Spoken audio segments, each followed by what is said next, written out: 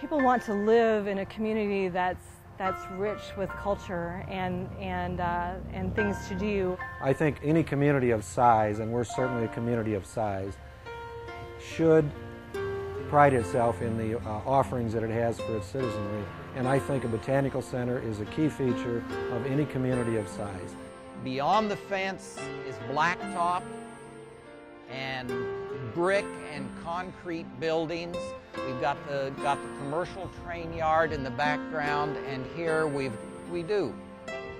Oasis is a good word to describe what this is. What an amazing place to have in the Quad Cities. We have such great nonprofits, such great cultural institutions here, and we're so proud to be one of those.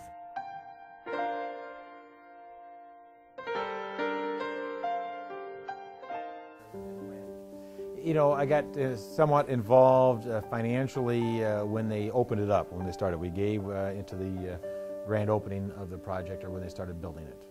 It was difficult because most botanical centers are part of a city park group or funded by some insurance company or some wealthy family or whatever, and we didn't have that advantage. You know, for us, it's I guess, kind of locally started, so to speak, with some people that we were familiar with. The Marion and Pete Lardner, for example, and so believed in what they were thinking and wanting for the community. Honestly, as we stood when we opened the doors, we were the atrium and the banquet space. So everything else has come since in pieces as we've gone along to try to satisfy the strategic plan. I've said this before, it's caring for a living thing. It's Botanical Center is, you know, it's just not a building, it's a living thing. We originally started out with 4 very specific mission statements, but when we started to operate, what we realized is what we truly were doing every day was bringing people and plants together in meaningful ways. When they first came to us, it wasn't as much of what I need from you as what I can give you. And we're a unique area because of all the different cities. That's, you know, historically been the case. This is one of those, I think, rallying points where we truly are a large community brought together to support a facility. Well, we've been going to the Botanical Center for many years because of the different kinds of events that they have, the variety, a lot of events for the kids, fun things for them to do, and educational events that are for adults, like the garden party and the accessory swap. They just have offered a nice variety of things all year round, and it's a nice facility. It's, you know, it's beautiful inside. When they come in, they have no idea that this is here, and when they leave, they're just so pleased that they came. And some of them will say, well, I saw the building, but I didn't know what it was, and all this time you have such a wonderful establishment.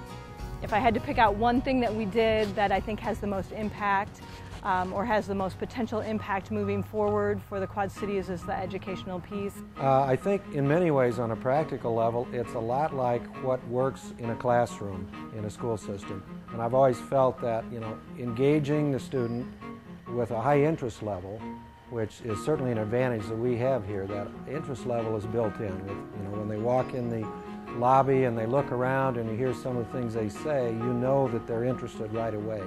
Well, I think it's important because, I mean, obviously education is so key, and, you know, now with everything being, you know, like I have an iPhone, so, you know, I can get anything I want just on that, but it is beneficial to see things in nature, see things in person. Just the interaction, I think, the learning in person versus on a computer, I think that has a lot to offer. And then we can take that back to the classroom, and we can utilize that in ways like planting seedlings in our classroom and talking about the importance of how plants really, you know, provide us oxygen, and learn about what we can do to preserve our environment. I would have to say that it makes great learning opportunity for children to see actually where their food comes from and maybe get them excited about nature at a young age, and then they can become activists when they grow up. And so if they get excited about nature at a young age, then maybe they're more likely to preserve it for future generations.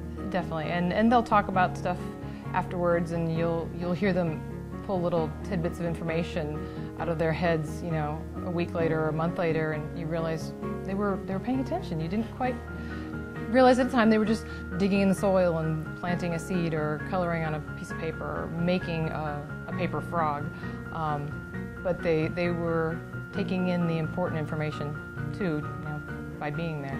I always think about the kids when they have that moment of awe when they walk through the Sun Garden doors. I always think about them in relation to, like, was this a defining moment for those children? Or will they go home and start a garden? Will they go home? Will they be better environmental stewards? It's a moment in their life that we hope will have a lasting effect moving forward into how they relate to the natural world, to our environment. You know, one of the phrases that's used and maybe overused is lifelong learning.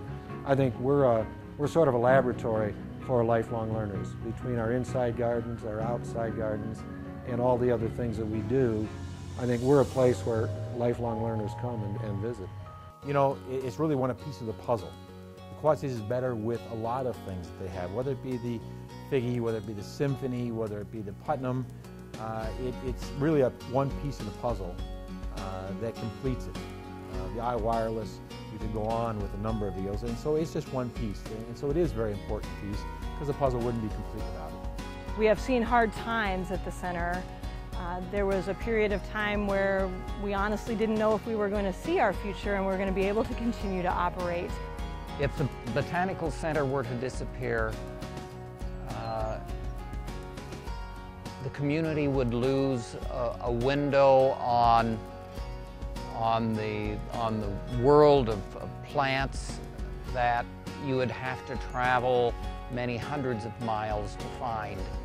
But we still are always in need of donations. There's so much of this public garden that is supported by the community, and we're so thankful for that. Our annual drives, our foundations who give, those are a huge part of the operating budget, and without that support, we truly would not be able to offer all of the programs that we are currently offering in the community. So, you know, we've given a number of years in a row, we'll continue to give, and so I encourage those people in the community to start giving, help it grow.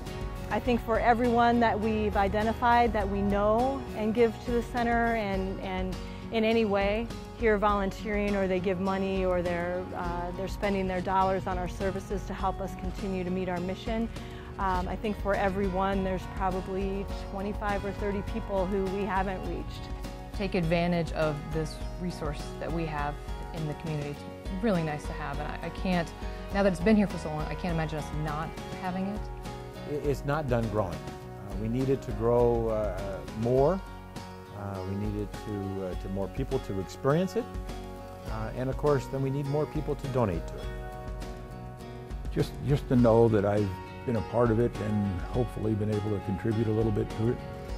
I can't imagine the Quad Cities without the Botanical Center, and it's so hard for me to put that one into words because I lived here when we didn't have a Botanical Center. It's a place that is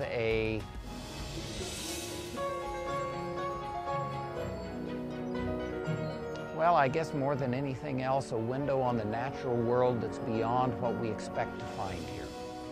I'm honored to be part of this legacy that will go on forever and help make a difference in the Quad Cities.